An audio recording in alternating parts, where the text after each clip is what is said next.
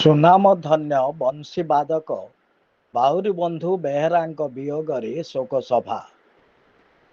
ସୁନାମଧନ୍ୟ ବଂଶୀବାଦକ ବାଉରୀ ବନ୍ଧୁ ବେହେରା ମାତ୍ର 65 ବର୍ଷ ବୟସରେ ଇହଲୀଳା ସମ୍ବରଣ କରିଛନ୍ତି।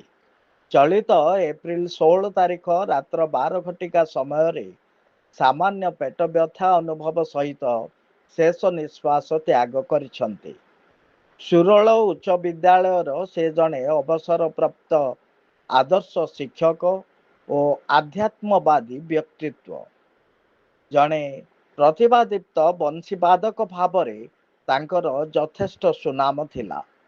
ତାଙ୍କରି ଅବର୍ତ୍ତମାନରେ ଉଭୟ ଶିକ୍ଷା ଓ ସଂସ୍କୃତି କ୍ଷେତ୍ରରେ ଏକ ଅପୂରଣୀୟ କ୍ଷତି ଘଟିଲା ବୋଲି କଳା ଓ କଳାକାର ହିତୈଷୀ ମହାମଞ୍ଚ ନିଖିଳ ଓଡ଼ିଶା ବରିଷ୍ଠ କଳାକାର ମହାସଂଘ ତରଫରୁ ପ୍ରକାଶ। ଆଜି ମହାସଂଘ ସଭାପତି ସୀମାନ୍ତ ନଟରାଜ ଡାକ୍ତର ତିରୁପତି ସାହୁଙ୍କ ଅଧ୍ୟକ୍ଷତାରେ ସୋରଳ ଜଙ୍କସନ ସ୍ଥିତ ସୁରେଶ ହସ୍ପିଟାଲ ସଭାକକ୍ଷଠାରେ ଅନୁଷ୍ଠିତ ଶୋକ ସଭାରେ ଉପରୋକ୍ତ ମତ ପ୍ରକାଶ ପାଇଛି।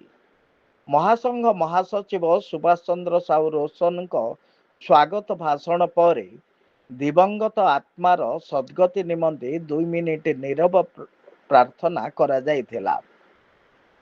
ଏହି ଅବସରରେ ସର୍ବଶ୍ରୀ ନାଟ୍ୟକାର ଯୁଧିଷ୍ଠିର ଭଞ୍ଜ ସାମନ୍ତ, ସ୍ୱର Bibudha Ramesh Chandra Swain, G Kamaraju Patra, Mahendra Kumar Sahu, Muna Samanta, K Binod, Deepak Kumar Pradhan, Sridhar Achari, Bishikeshan Sahu, M Binod, you Premananda Choudhury ପ୍ରମୁଖ ବହୁ କଳାକାର ଦିବଂଗତ ଆତ୍ମା ପ୍ରତି ଶ୍ରଦ୍ଧାସୁମନ ଅର୍ପଣ କରିଥିଲେ।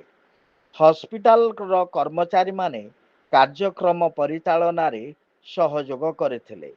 ମଞ୍ଚଜ୍ୟୋତି ନ୍ୟୁଜ ତରଫରୁ ସୁଭାଷ ଚନ୍ଦ୍ର ସାହୁ ରୋଶନଙ୍କ ରିପୋର୍ଟ।